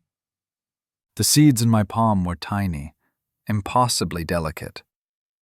The promise of tomatoes and beans and squash and herbs, the promise of a garden, the promise of spring after winter, growth after death, life continuing in patterns older than grief. I tucked the letter and seeds back into their hiding place, restitched the binding carefully, the knowledge that they'd prepared even this detail. A letter to find when I needed it most, seeds to plant when winter ended, settled something in my chest that had been loose and panicked since the storm began. They'd seen my whole life. They'd planned for all of it. Maeve the cat climbed into my lap, purring as if she understood. I held her close, her warmth and the stove's warmth surrounding me, and for the first time in days, felt something other than fear. Day 4 brought new problems. The wind finally diminished to sporadic gusts instead of constant assault. But that brought its own danger. In the relative quiet, I could hear the groan of the Quonset's frame under snow load. The curved roof was designed to shed precipitation, but this storm had dumped feet of heavy, wet snow faster than gravity could clear it. The metal groaned. Somewhere overhead, a rivet popped with a sound like a gunshot. If the roof collapsed under the weight, the stove wouldn't matter. I'd be crushed, or buried, or both. I grabbed the shovel from the tool crate, a folding military surplus model I'd found beneath the saw, and forced the doors open enough to squeeze through. Snow had drifted against them in a wall nearly 6 feet high. I dug like my life depended on it, because it did, carving a narrow passage to the outside world. Maeve watched from the doorway, refusing to venture into the deep snow. The scene that greeted me was apocalyptic. Snow buried everything. The clearing was gone, replaced by an undulating white plain, broken only by the tops of the tallest pines. The Quonset was a metal whale breaching in a frozen ocean, and on its roof, snow had accumulated in a drift that had to weigh tons. I climbed onto the structure, boots slipping on the curved metal, and started shoveling. Every shovelful felt like trying to bail out the ocean with a teaspoon. For every scoop I threw clear, more snow filled in from the massive drift. My arms screamed. My back cramped. The cold bit through my jacket and gloves, seeking skin. But the alternative was being buried alive, so I kept shoveling. Hours passed. The physical labor kept me warm despite the brutal temperature. Gradually, painfully, the drift diminished. The metal roof emerged. The dangerous groaning sounds stopped. When I finally crawled back inside, I was exhausted in ways that went beyond physical tiredness. My body had burned through calories I didn't have. My muscles felt like they'd been wrung out and left to dry. And my food situation had gone from critical to catastrophic. I had one meal left. Rice and beans, totaling maybe 2 cups. After that, nothing. The storm showed no signs of ending. Snow continued falling, lighter now, but steady. The wind had settled into a sullen moan rather than a shriek. I could be trapped for another 3 days. A week. 2 weeks. There was no way to know. I ate half of my remaining food, trying to make it last. My stomach cramped with hunger even as I swallowed. The rice tasted like dust. The beans were mealy and bland. But my body needed fuel, so I ate mechanically, without enjoyment, just fulfilling a biological requirement.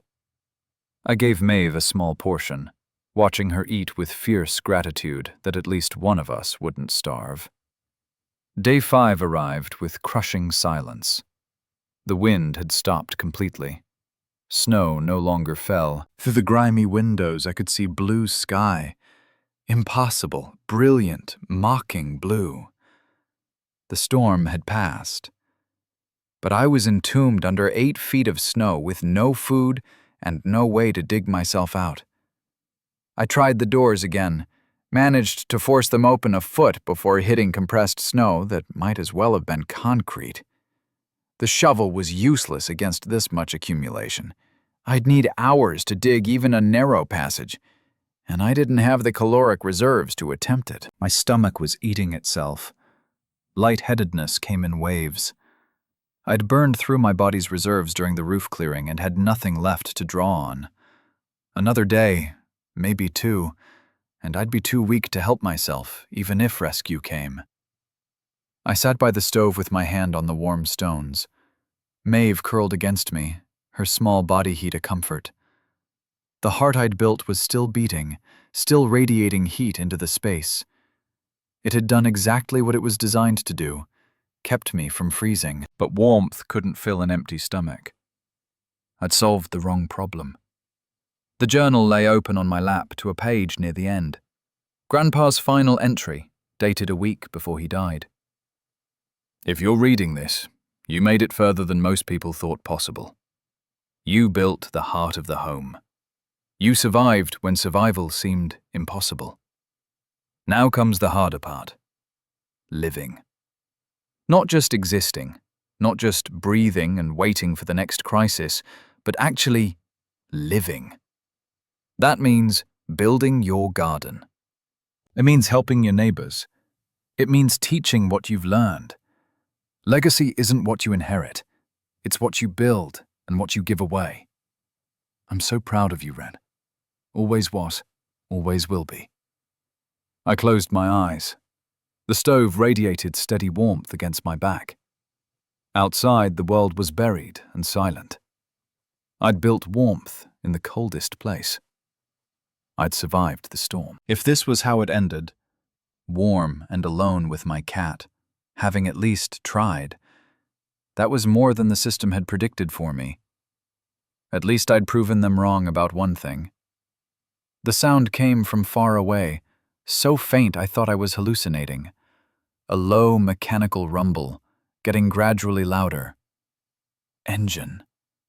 Heavy engine working hard through deep snow. I scrambled to the doors, wedged myself into the gap, screamed, "Help! I'm in here! Someone help!" The rumble stopped. Silence. Then voices, muffled by snow, but definitely real. Somebody in there? "I'm buried! Please!" The sound of a diesel engine revving, followed by the grinding scrape of a plow blade biting into packed snow. The wall of white blocking the doors began to shift, to crumble. Light appeared at the top, actual sunlight, brilliant and blinding after days of dim interior gloom. A figure appeared, silhouetted against the blue sky, broad-shouldered and backlit. Huxley Brennan, wearing the same Carhartt jacket, covered in snow. Wren? Didn't think anyone could survive in there. Biggest storm in 20 years, 8 feet in 5 days. Lucky I decided to clear this old road. County pays extra for logging access routes. He climbed down from the massive yellow plow and started shoveling by hand, clearing the rest of the doorway. When he finally pulled the doors wide enough for me to squeeze through, I stumbled out into a world transformed beyond recognition. Everything buried under pristine white. The clearing was an undifferentiated plain. Only the tops of the tallest pines marked where the forest began. The sky was so blue it hurt to look at. The air so cold it seared my lungs. The sunlight on snow so bright I had to squint against it. I fell to my knees in powder that came up to my chest. Laughed. Cried. Laughed again. The sounds that came out of me weren't entirely sane, but I was alive and free, and that was enough. Maeve emerged cautiously, took one look at the deep snow, and retreated back inside. Huxley helped me to his plow truck, lifted me bodily when my legs wouldn't support my weight, handed me a thermos of hot chocolate and a sandwich wrapped in wax paper. "You okay? You don't look good." "Hungry. I haven't eaten in 2 days." He watched me devour the sandwich. Peanut butter and honey on wheat bread, the most delicious thing I'd ever tasted. When I finished, he gave me a second one from a cooler in the cab, then a third. My shrunken stomach protested, but I ate anyway, desperate to refuel. Huxley walked past me into the Quonset, came back holding a small thermometer he'd pulled from his toolkit. 58 degrees in there. Outside's -5. He looked at me with something like awe. "You actually did it." Built a functional Russian stove, with no training, no help beyond one conversation. Elias would be so damn proud.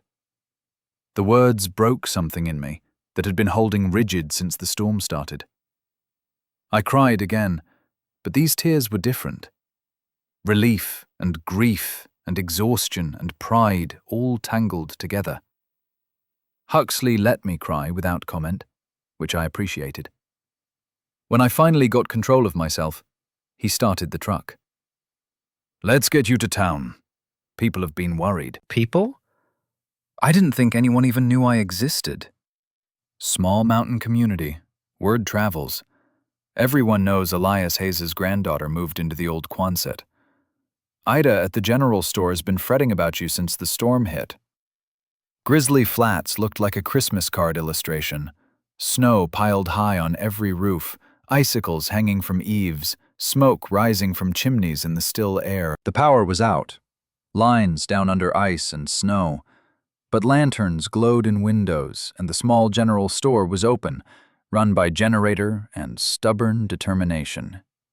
Ida Wilson stood behind the counter when Huxley and I walked in, her gray braid over one shoulder and flour on her hands from baking something in the back. Her face transformed when she saw me. "The Hayes girl! We were about to send a search party." The words came out in a rush. "Huxley said you were holed up in that Quonset with no power and no heat, and I've been sick with worry." Other townspeople gathered, word spreading impossibly fast in the way of small places. An old man pressed work gloves into my hands. "Winters are long here. You'll need these." A woman my mother's age would have been handed me jars of canned soup. "For emergencies." A teenager offered split firewood stacked in his truck bed. "My dad knew your grandfather. He'd want you to have this." Beatrice Thornton approached hesitantly. A woman, maybe 42, with work-worn hands and 3 young children trailing behind her. Her voice was quiet when she spoke. "My husband thinks I'm crazy for asking, but could you teach me how to build one of those stoves? We've been trying to heat our place with a fireplace, and it's expensive and inefficient, and I'm worried about the kids." I blinked at her. Teach? I just followed my grandfather's plans. I failed twice before getting it right. That's more than most people could do. Beatrice's voice carried conviction. "You figured it out. You survived. That knowledge is worth something." Ida refused payment for the groceries I gathered. Rice, beans, flour, sugar, coffee, dried fruit, cat food for Maeve. She just kept adding items to my bag. Call it a welcome gift. Anyone who survives Widowmaker's storm in that old hut deserves credit. You're one of us now. The phrase landed with unexpected weight. One of us. I'd never been one of anything. Always the foster kid, the temporary placement, the case file that got passed between workers. Never belonging, never rooted, never home. I've never had neighbors before. The words came out smaller than I intended. Ida smiled, eyes crinkling. You do now, and we take care of our own up here. Huxley drove me back to the Quonset in the late afternoon, truck bed full of supplies the town had insisted I take, firewood and food and a kerosene lamp and thick socks and 100 small kindnesses from people I barely knew. When we pulled into the clearing, the Quonset looked different. Not the derelict ruin I'd first seen, but a home. Smoke would curl from the chimney pipe again soon, a thin, steady stream that meant life, warmth, survival. My home. Huxley helped me unload, carrying the heavier items. Before he left, he pressed a key into my hand. My cabin. You need anything, you come over. No questions, no explanations required. Doors always open. Why? The question I'd asked before, but needed to hear again. Why help me? He looked toward the forest, toward where his cabin waited invisible through the trees. Because Elias asked me to. Because I never had kids, and always wondered what I'd teach them if I did. Because you remind me of him. Stubborn, determined, too proud to quit, even when quitting makes sense. He paused. And because this mountain needs more people like you. People who don't give up. He climbed into his truck, engine roaring to life. As he drove away, I stood in the clearing, watching the sun set behind the peaks, painting everything gold and pink. The next 2 months passed in a rhythm that felt almost peaceful. Snow melted gradually as February gave way to March. The forest revealed itself again. Brown earth, green pines, the rush of the creek swollen with snowmelt. I worked outside, clearing deadfall, establishing pathways, preparing the garden plot where Maeve's seeds would go. The cat, my Maeve, followed me everywhere, hunting mice in the undergrowth, keeping watch. Huxley visited weekly, bringing supplies from town, teaching me how to tap into the creek for a reliable water system. We dug trenches together, laid pipe, built a small filtration setup that gave me clean running water without the daily trip to haul buckets. He showed me how to reinforce the Quonset against future storms, how to seal seams properly, how to think about infrastructure in terms of years rather than days. Beatrice came with her 3 kids on a Saturday in March. I showed her the stove, explained the principles Huxley had taught me, let her read relevant sections of Grandpa's journal. We spent the day talking through the construction process, the failures I'd experienced, the corrections that made the 3rd attempt successful. 2 weeks later, Beatrice invited me to her property to help build her own stove. We worked together, me as guide but her doing the actual labor, and when smoke drew cleanly up her flue on the first test fire, she cried with the same relief I'd felt. Her children danced around the new warmth, amazed that stones could hold heat like magic. Word spread. By April, 3 more families asked for help. I taught what I knew, shared Grandpa's journal and schematic, supervised construction. Each success felt like fulfilling the purpose he'd described in his final entry, passing forward what had been given to me. The garden went in during the first week of May. I planted Maeve's seeds in earth I'd tilled and amended with compost from kitchen scraps. Tomatoes in the sunniest spot, beans in rows with support stakes, squash along the edge where they'd have room to sprawl, herbs near the door where I could grab them easily for cooking. Gran Maeve's note echoed in my memory. Everything that dies makes room for new life. Your grief will become your garden. The first sprouts appeared 2 weeks later. Tiny green shoots pushing through dark soil, reaching toward sunlight with determination that felt familiar. I'd been like that, buried and struggling toward light. And I'd made it. We'd made it. December arrived with the first real snow of the new winter. I was 19 now, no longer the lost 18-year-old who'd stepped off a bus with everything she owned in a duffel bag. The Quonset was warm and lived in. Shelves lined the walls, built from scrap lumber Huxley helped me salvage. Jars of canned vegetables from my summer garden stood in neat rows. The stove burned steady, radiating heat through stone that no longer looked imperfect to my eyes, but beautiful in its hard-won functionality. Maeve the cat slept in a favorite spot atop the stove's flat surface, purring contentment. I was cooking Maeve's soup, Grandma Maeve's soup, when the knock came. Rare. Most people just called out rather than knocking. I opened the door to find a young woman standing in the snow, maybe 19, like me, shivering in a thin jacket. Behind her, a duffel bag that looked painfully familiar. "I'm Iris. Iris Caldwell." Her voice shook, from cold or nerves, or both. "I aged out last month." Ruth Calloway said there's someone in the mountains who started with nothing, who might understand. She gave me your address. I looked at Iris and saw myself a year ago. Lost, desperate, trying to be brave while everything screamed, "This won't work. You won't survive. You're not strong enough." "Come in. There's warmth here."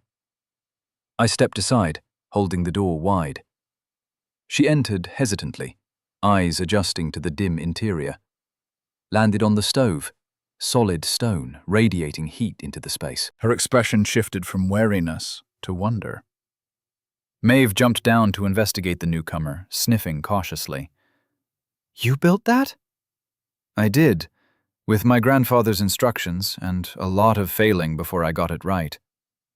I poured her soup from the pot on the stove's surface, handed her the bowl. "Eat first, then we'll talk about what comes next." Iris wrapped her hands around the bowl, steam rising into her face, took a sip and closed her eyes. "This is the best thing I've ever tasted." "It's my grandmother's recipe. She left it for me, along with other things.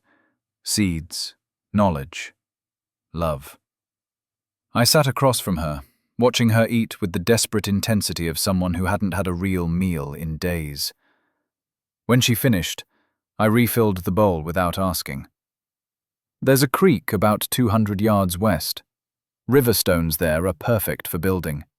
And a man named Huxley who knows masonry. If you want, maybe your second too. But the third, if you pay attention, if you learn from mistakes, the third will save your life. I pulled Grandpa's journal from its shelf, opened it to the schematic for the Russian stove. Iris leaned forward, studying the careful lines and handwritten notes. Maeve jumped into her lap, purring, already accepting her. This looks complicated. It is, but complicated doesn't mean impossible. Just means you have to be patient and willing to learn. Outside, snow fell in the darkness beyond the window. Inside, the stove radiated warmth, steady and sure. Two young women who'd been abandoned by systems meant to protect them, who'd found their way to this mountain, this metal shell, this chance to build futures from stone and determination. And a small gray cat who'd survived abandonment to find a home. Legacy isn't what you inherit, it's what you build and what you give away. Grandpa Elias and Grandma Maeve had built me a foundation. I would teach. Not just the mountains had tested me and decided I could stay. The community had accepted me as one of their own. The seeds I'd planted had grown into food that filled jars on my shelves. And now I had someone to teach, someone to help, someone to pass the knowledge forward to.